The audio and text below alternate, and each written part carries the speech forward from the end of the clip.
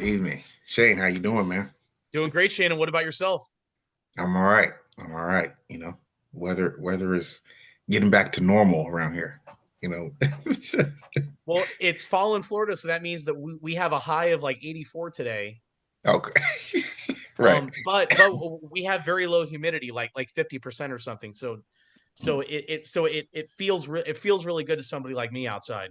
right, right. Yeah. Well, hey, man. Just want to do some news, some weekly news today, if that's all right. Yeah, You know. sure. Um. So yeah, I want to start with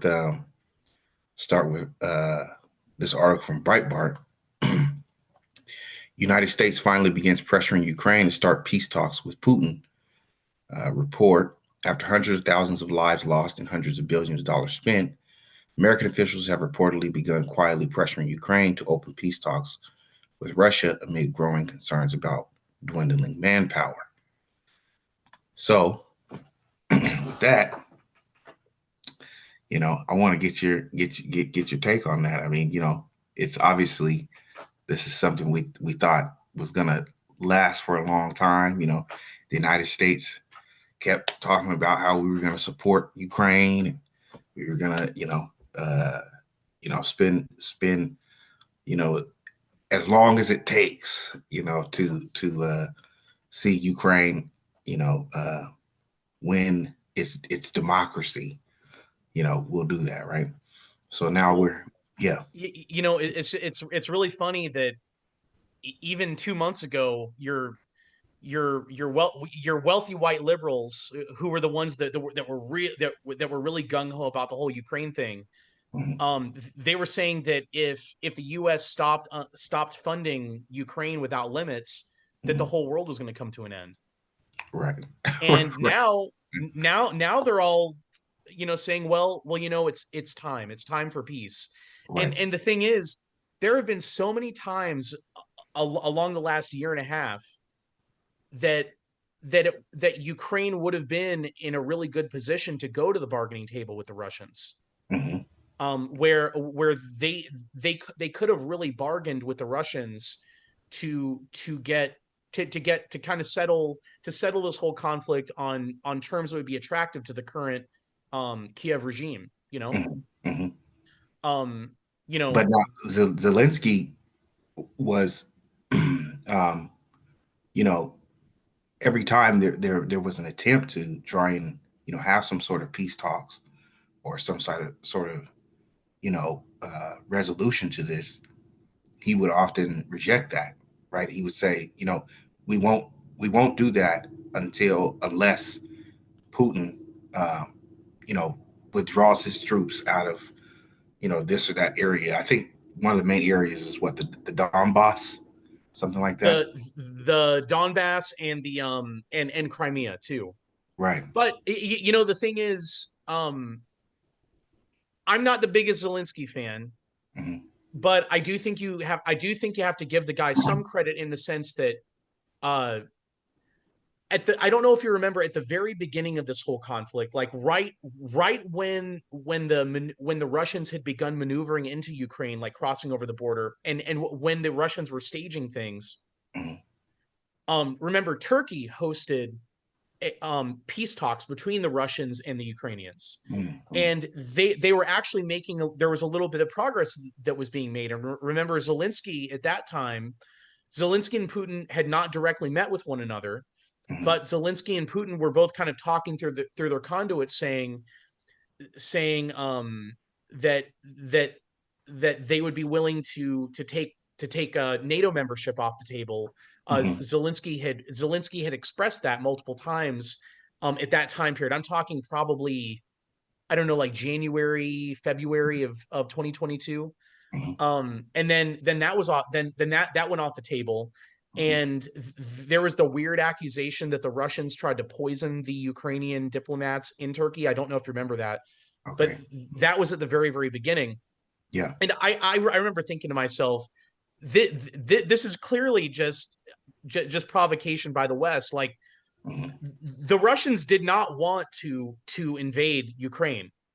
Okay. Um, you know, from in my opinion, I don't think that they wanted to invade Ukraine. I think the reason that they went in was that they did not want NATO. They didn't want more NATO at their doorstep. You know, they did not want the nuclear missile silos to get built in Ukraine, and also too, the Russians were not going to allow NATO to host a NATO naval base Mm, in the Black Sea right next to Crimea. You know, okay. because Yeah. that was part of the plan. Was NATO had their designs going back to 2014, 2013, 2014 on establishing a NATO naval base Mm, in Crimea. right. And Right. remember that the Russians' only warm water port is Sevastopol, Okay. uh, down there in Crimea. That's where the Russian Mediterranean fleet has always been hosted. Which is, And and that's in the Black Sea, right? Just yes, yeah, yeah. and there's no way that the Russians were ever going to allow that to happen. No way. Right. And yeah, so there was the whole torpedoed peace talks at the very beginning in Turkey, and then I don't know if you remember, it was around Easter of last year, like sometime in April. Hmm. Remember the Russians and Ukrainians had been talking secretly Hmm. behind the scenes, and remember that news broke that they were on the verge of very serious peace talks, of Okay. putting of compromises being had on both sides. Hmm. And Boris Johnson went to Ukraine very quickly Hmm. and torpedoed those peace talks. Wow. Because at the end of the day, and again, this is my take on the whole thing. Hmm. It just seems like um, when when peace talks were advantageous for the Ukrainians, Hmm. the United States, NATO, and the Europeans, we unilaterally torpedoed them, Hmm. the serious peace talks, when it was advantageous for the Ukrainians. And what our argument at that time was that, oh, no, what we're going to do is we're going to push the Ukrainians to fight the Russians harder and Hmm. get them into a better bargaining position down the Hmm. road. But that never materialized. And Yeah. now the Ukrainians are in a far worse bargaining position at this point in the war than they have been really up to this point. But the Yeah. problem is the Ukrainians are running out of bodies, and the Right. Ukrainians are running out of munitions. There's also been a lot of people like us have been talking about all of the munitions that have been sold onto the black market Mm, right. since the Yeah. very beginning of this whole thing. Yeah. And that's another interesting point. I mean, besides the fact that we're talking about, I think it's in the article there. It says something about 200,000. You know, people have died since the war began, or something like that, on the Ukrainian side. Yeah. But not to mention the fact that I don't know who it was who said this, but that the Ukrainian government is riddled with a lot of corruption. Hmm. Um, I think the quote was, hold on, let me see here. uh, the quote was something like, um, "Stealing like there's no tomorrow." Yeah. Meanwhile, Zelensky's government has come under increasing scrutiny over growing corruption scandals, with an unnamed senior Ukrainian official telling Time magazine last week that people are stealing like there's no tomorrow, Yep. leading to the Republicans in Washington questioning sending more money into the country. And speaking of that, speaking of Republicans questioning sending more money to the country, of course, I think there isn't there a bill that is supposed to be tied to Ukraine getting funding as long as the Israel gets funding. So I'm pretty sure That's what they're trying to do. yeah, I'm pretty sure that has a lot to do with how much funding, you know, say that this Ukraine war is still going to manage to get, because the Middle East is sort of a hot topic now. You know what I mean? We've moved on to the.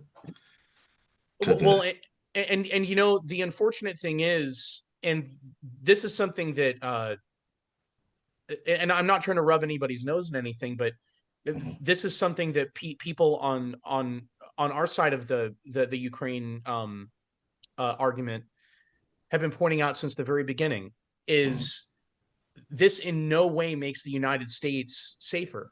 You know, mhm, and this whole thing in the Ukraine, it was a big waste of life. mhm, You know, all of these Ukrainians that got conscripted into the military, mhm. and that are now dead, Right, they're they're they're gone now.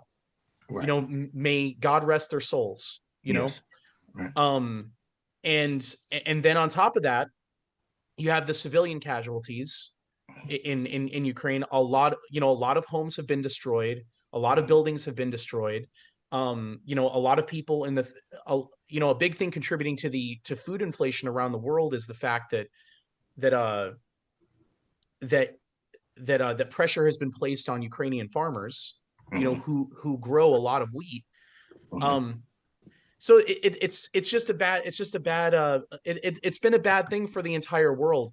But Yeah. you know, there's all of that cost, and then if you look at it from the American perspective, Mhm, we've wasted a lot of money on that place. mhm, You know, to perpetuate this war and to perpetuate all the killing, mhm, and we have allowed our own military stockpiles to dwindle. mhm, You mhm. know, if you look at the amount of munitions that the Ukraine was burning through this entire time, which I'm sure it's only a question of what percentage of that was getting sold onto the black market, but Right, they were firing off a lot of artillery. right. And the thing is, it's going to take America probably a decade to produce an equivalent amount of that artillery ammo to replenish our stocks. Mhm, mhm, You know, I remember, I don't know, 6 months ago, maybe, I could be off on that. mhm, The U.S. Kept housed a lot of armaments in Israel, mhm, and Netanyahu got upset when the United States shipped a lot of our stock of munitions that were intended for artillery from Israel to Ukraine, mhm. because that was supposed to be auxiliary munitions for the Israeli military to use. Right. Which look, at the end of the day, I'm glad that stuff got removed from Israel. But the only thing that upsets me is that it got used.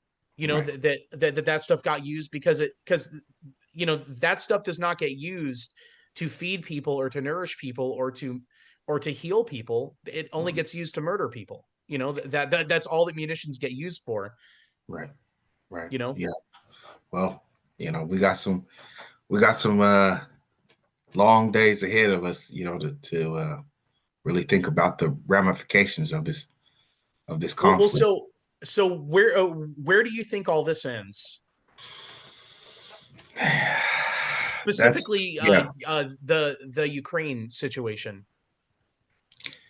To be honest, I mean, I think it's I think it's gonna end in I think it's gonna end in probably Putin getting the territories he wanted, right? Where you see a lot of, I guess, Russian uh, live, in the Ukraine, and Mhm. like the Donbass and stuff like that, right? Um,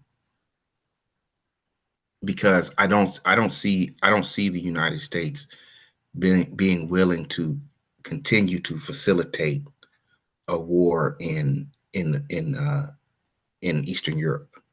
You know, I especially being that the Middle East is sort of at the backdrop, or Mhm. has taken you know was a conflict that was at the backdrop and now has taken this kind of center stage. I think people in the United States care way more about that conflict, whether regardless of which side you're on. Um, they care more about that conflict, and they're willing to, be more concerned about that. Two, the other thing is that I think Americans and regular Americans, middle class Americans, poor Americans, are more concerned about what these conflicts, and in particular, Ukraine, um, the kind of cost that is inflicted on us. You see what I Yeah. mean? They're tired of hearing about these foreign conflicts and us getting into these wars, which I think that's a valid argument. You know what I mean? Why should we have to pay for these sort of conflicts? And two, um, it really puts into question the administration that is in the White House right now, right? And I think this is my opinion on that. I think for that reason, the White House will pull back on what's going on in Ukraine because they don't want to receive the backlash from it. You see what I mean? Mhm. They thought, I think maybe they perceived that Americans would be all in because Ukraine was seen as a victim. You see what I mean? But with this conflict that's happening in the Middle East, I think now people are starting to they're starting to let go of their sense of, what is it, being enamored by this victim mentality that was you know um, played upon in the beginning of that war in the East, in Eastern Europe. So I think what's going to happen is the United States is going to tell Ukraine, hey, you guys need to come to an agreement, because we're done with funding this. Our people don't want it, right? And to be honest, this is something that they also need to tell Israel. You know, we are not going to fund your wars anymore. We are not going to fund these conflicts because it is hurting the people who are paying for it in this country, right?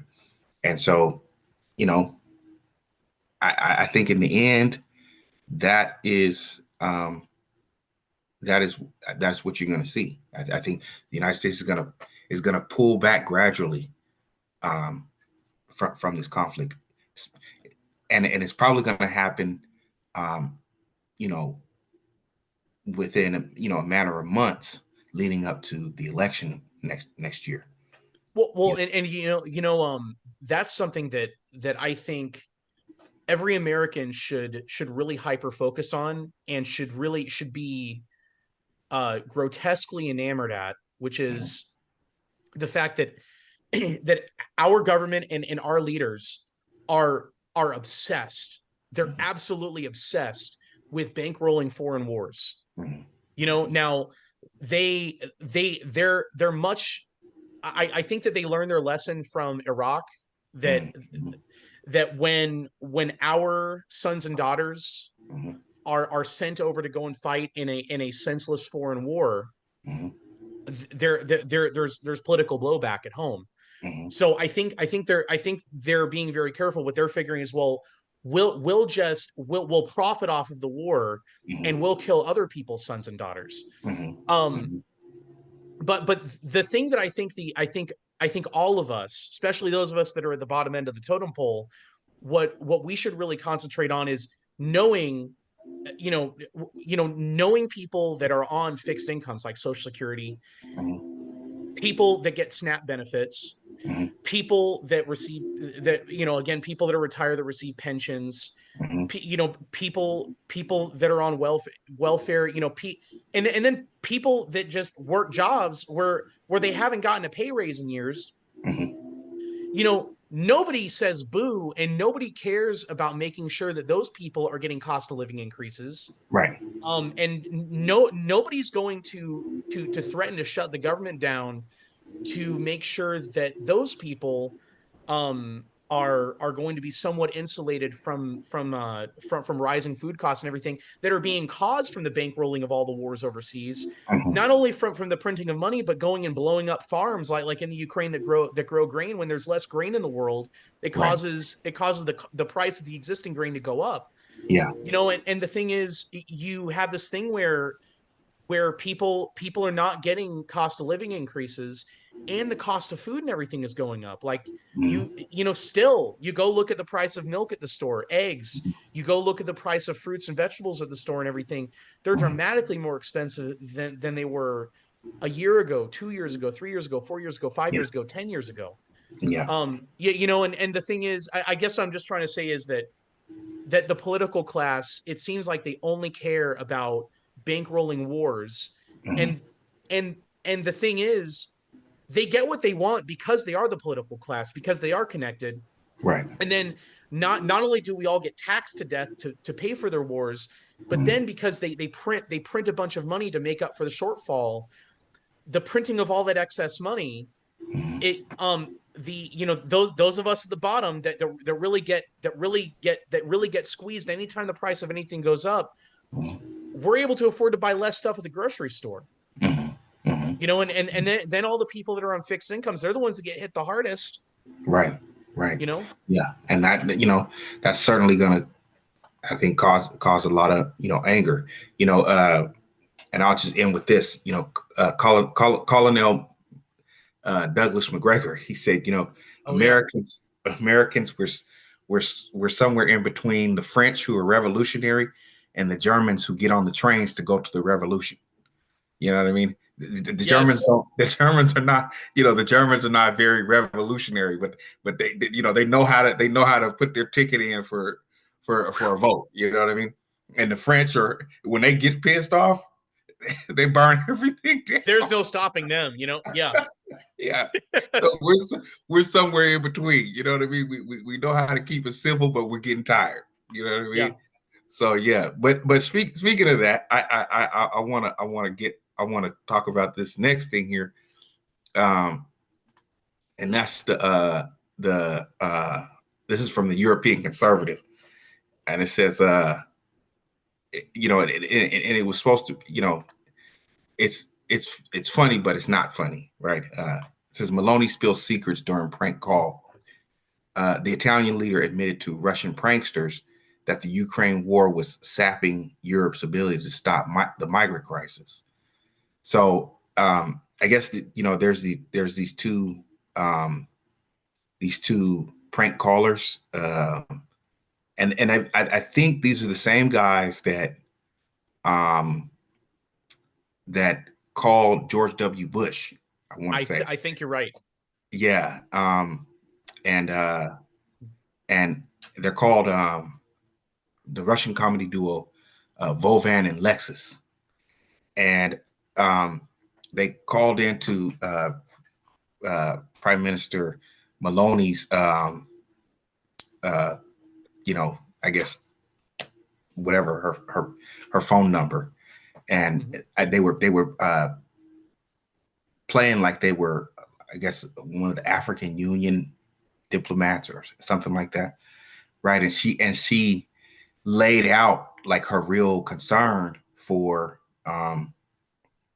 you know what was actually happening in Europe, and in particular, with Italy, because I think Italy receives um, a large amount of immigrants, you know, uh, particularly coming from North Africa, right?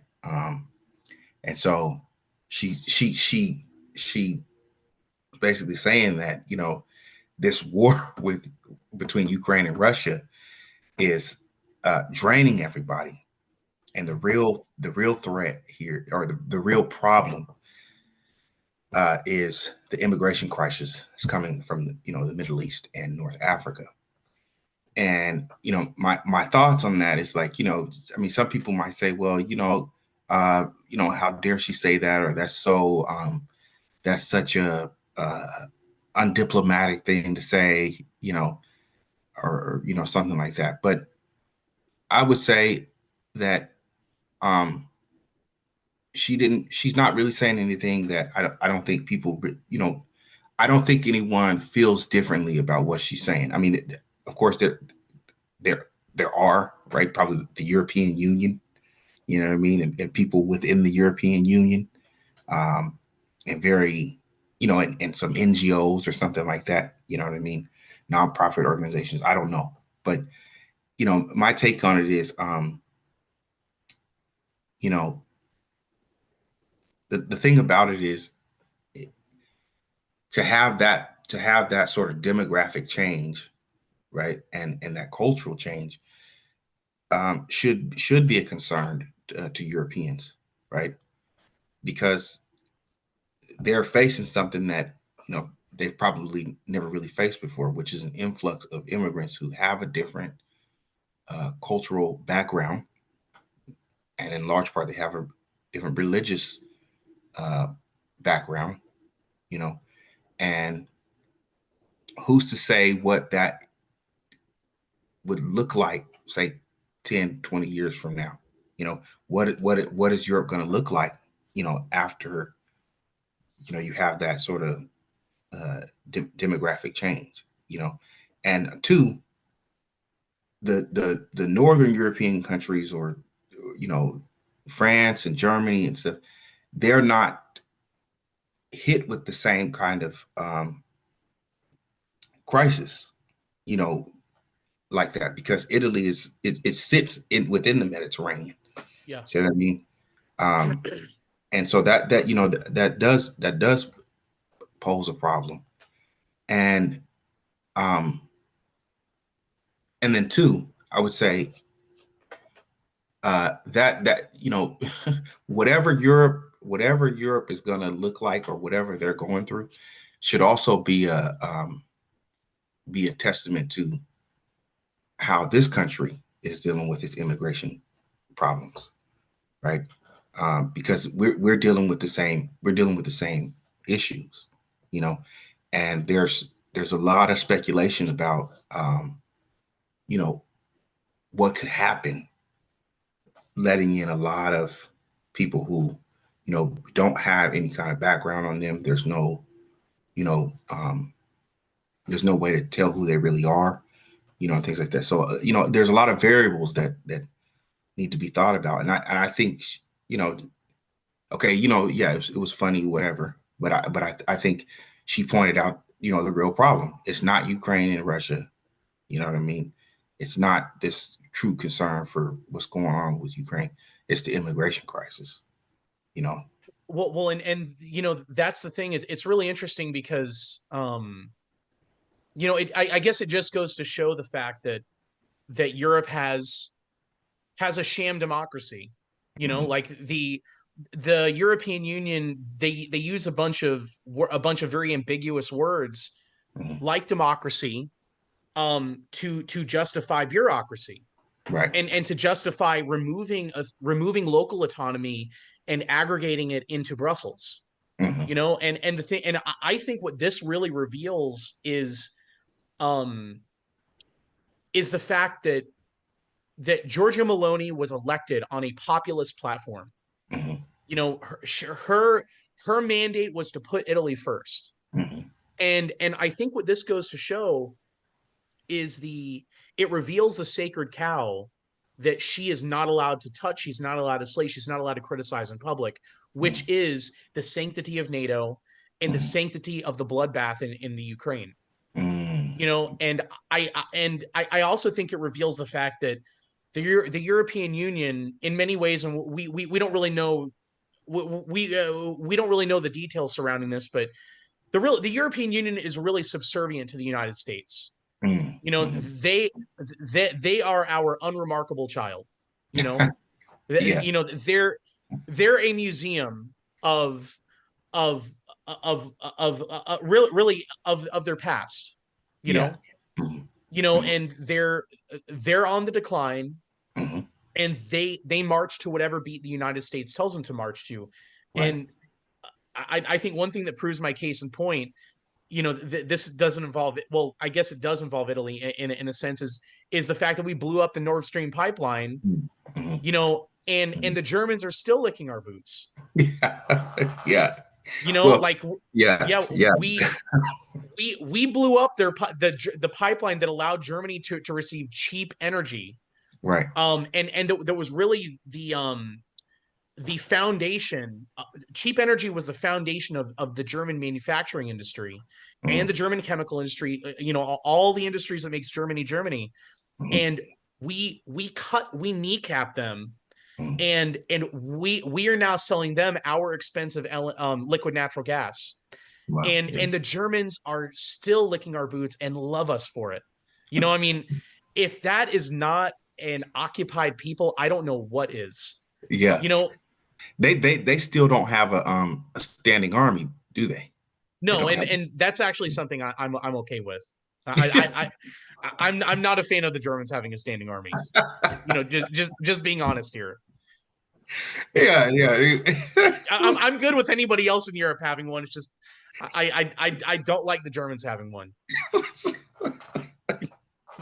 Well, I want to zone in here on something else here when it comes to Europe, and that is it's the ramifications of this immigration crisis and the sort of moral and cultural fabric that is deteriorating in Europe, right? So what I'm saying is a lot of the immigrants that are coming from other places tend to have very strong religious values. Okay, Mm-hmm. they tend to have a very strong um, moral, conservative moral values, right? And when you're living in a place that, and especially in some of these European countries that are very lax about their stance on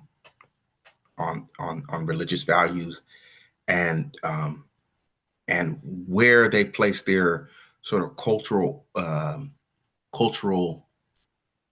origins, right? So like France doesn't consider itself to really spring up from um, the the the Franks or say the medieval Christian Europe, right? It sees itself as springing up from the French Revolution of the 18th century, Mm-hmm. right? So with that, you know, that's I think that is almost like a powder keg, because you're dealing with a group of people that see their civilization having a very strong spiritual background, you know, and a lot of these European countries don't have that, or they don't share those same values. So now they're coming up against a, you know uh, various groups, uh, you know, who do, and what is that going to mean for places like France? What is that going to mean for places like Germany? Um, you know, Italy and Spain still tend to sort of have a very strong, you know, strong take pride uh, their Christian heritage. Catholicism. Being Catholics, being proud of being Catholics. Um, but France, I think, lost that a long time ago. And so did Germany, right? Yeah. So, and the same thing goes for the United Kingdom. You know, so I'm just thinking about how that dynamic is going to play out, and if it's going to actually force a lot of these European nations to sort of rethink their value systems. So you might say, in a way, and I would say the same thing goes for the United States. We don't have to just keep talking about Europe, but I think it goes for the United States too. Like, it's sort of one of those things where, um, you know,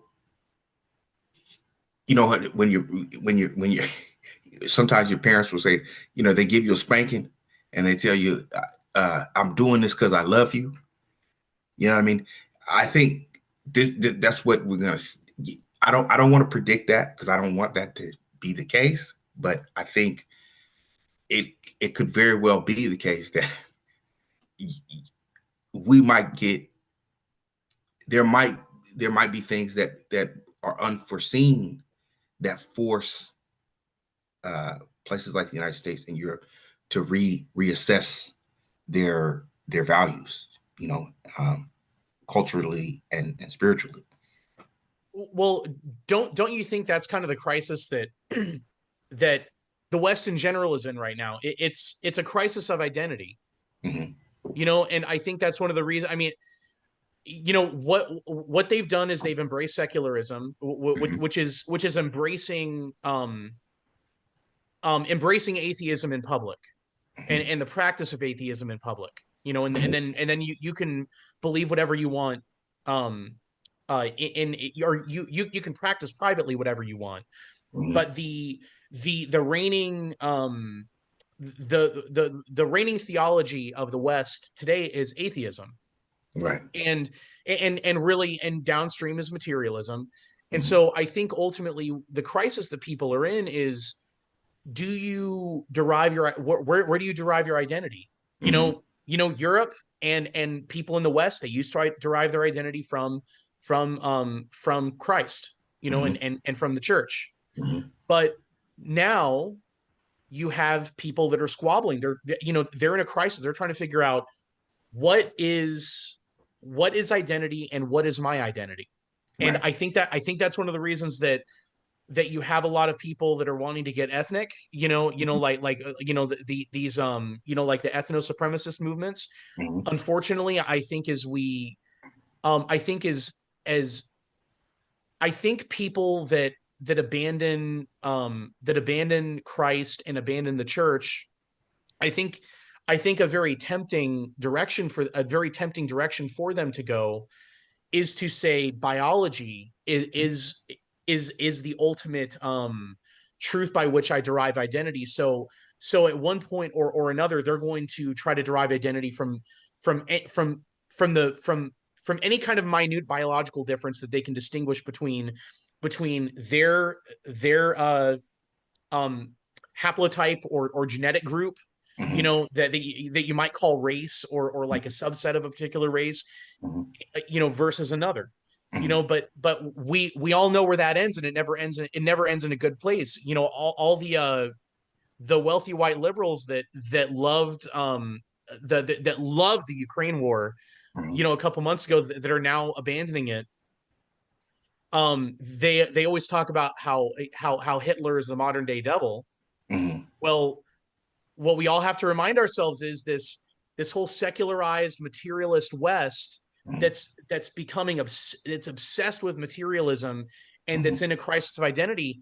That's the exact type of line of reasoning that begot the Nazis, and that set the stage for somebody like Hitler Hmm. to come to power. Hmm. And this is an interesting thing that a lot of people don't realize, because a lot of people talk about Hitler, but they don't actually read about him. Hmm. And multiple times, over and over and over again, there are a lot of parallels between Napoleon and Hitler, Hmm. because Hitler would oftentimes say, which is the same thing Napoleon would say, that he felt that he was being pushed and driven by history, Hmm. rather than him influencing history. Hmm. you know Hmm. that that he Hitler and well, I'm sure Mussolini too, but I don't know a whole lot about Mussolini, except that he was Yeah. a fashion journalist whenever he was young. He But he had a big head. I know that. yeah, we're really, really big. And even bigger, because he was an Italian. But but Napoleon said the same thing, that he felt that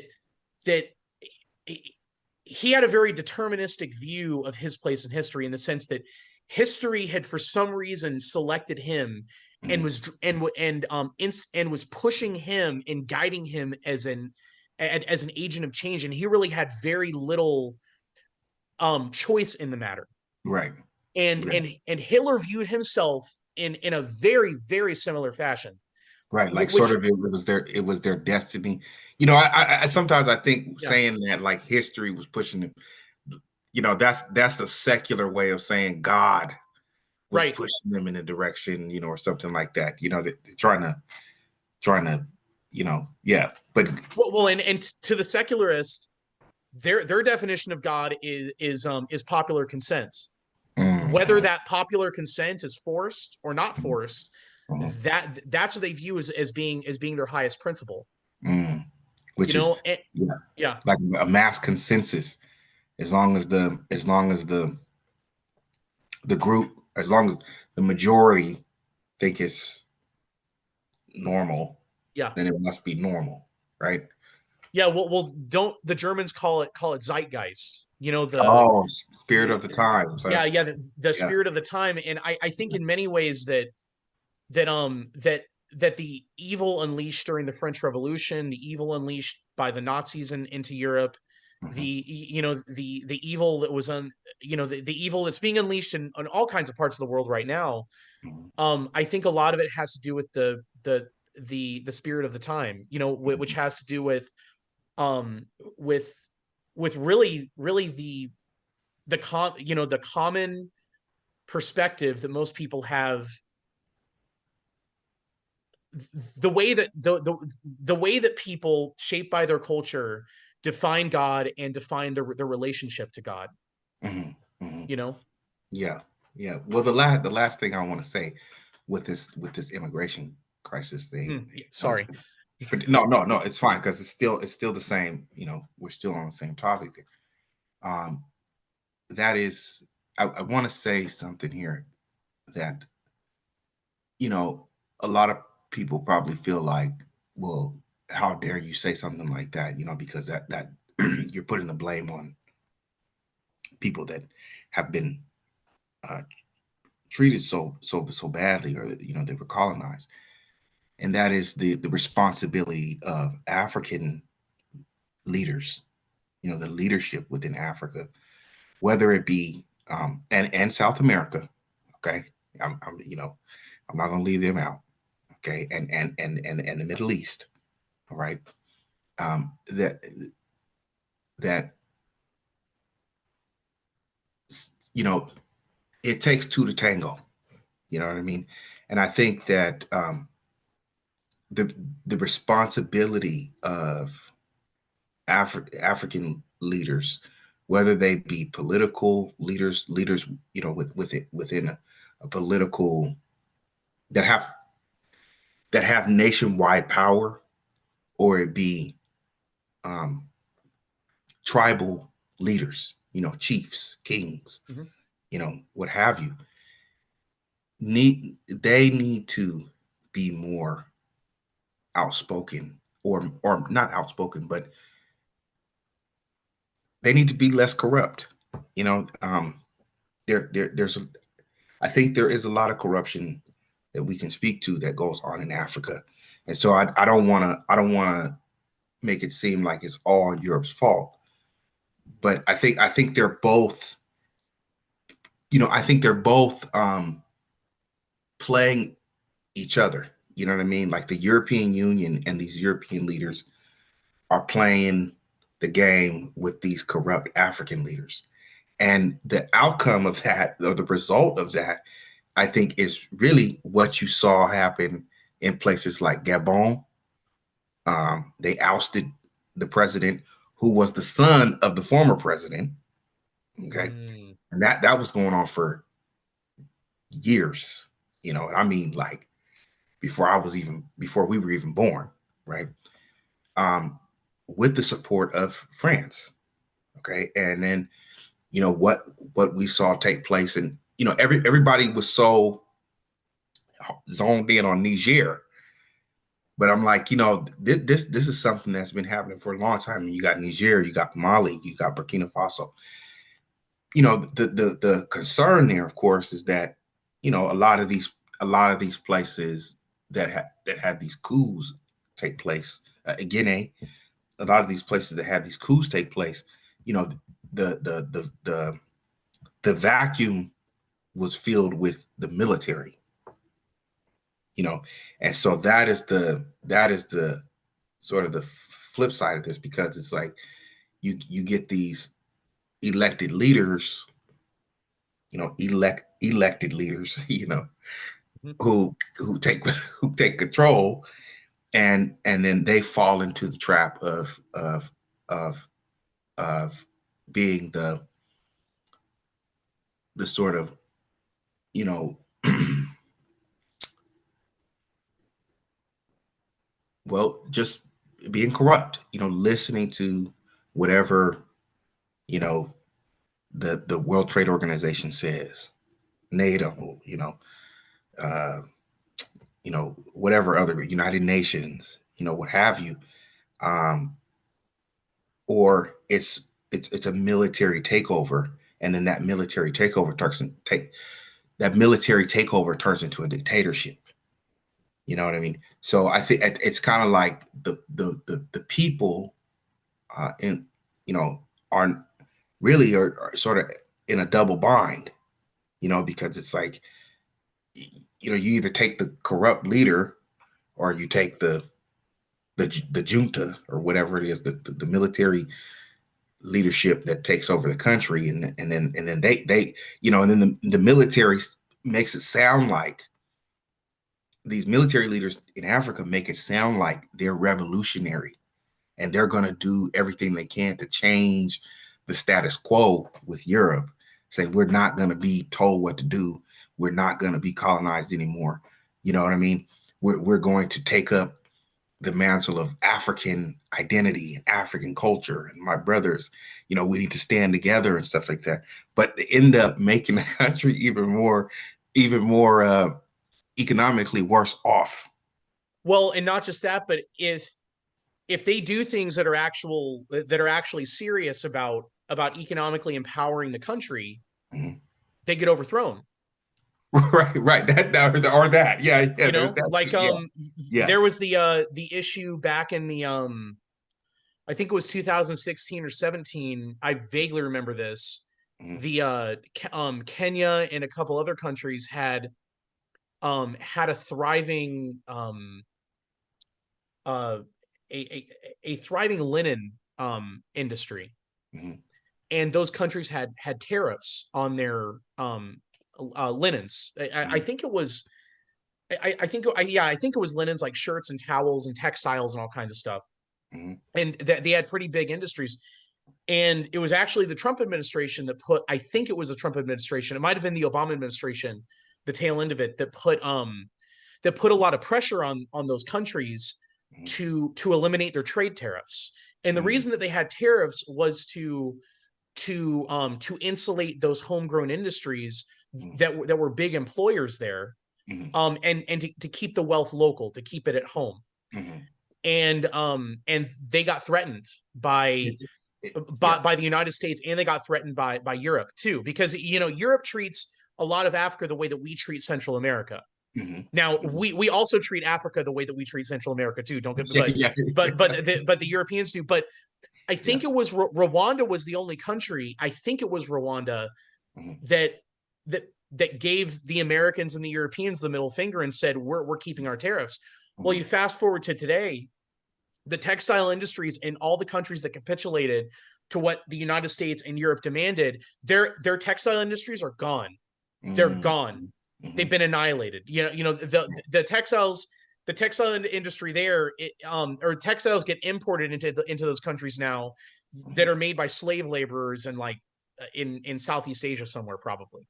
mhm. Um, but the thing is, that's yeah, that. But I think it's, if you look at, I think Rwanda is a country that stood strong and said, no, you can go pound sand, and and Good for they're them. they're they're doing well now, Yeah, in comparison. yeah, yeah. Good for Rwanda. You know what I'm saying? Yeah, I admire Rwanda. You know, with a very rough time, and what I yeah, mean, they seem to really be taking the mantle, you know, within Africa. So yeah, man. Yeah, but yeah, this was a cool talk, man. I enjoyed it, and Oh, me too. we went all around the world this time. Yes, yeah. you know, all around the world, the same song. That's So right. yeah, man.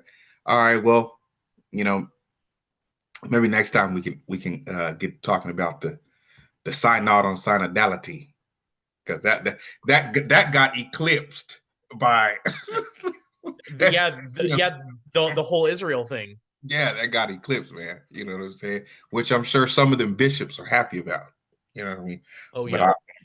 I'll leave that for next time. You know what I mean? We are living in a wild time, aren't we? Yeah, yeah. We gotta pray, man. Yes, we do. All right, brother. Good talking to you, man. All right, you too. Okay.